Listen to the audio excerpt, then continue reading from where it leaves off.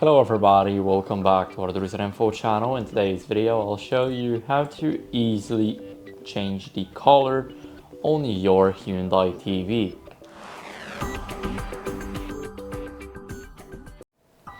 So first, let's head over to the settings. So go to settings right here. Now go to picture, and here we will have the color.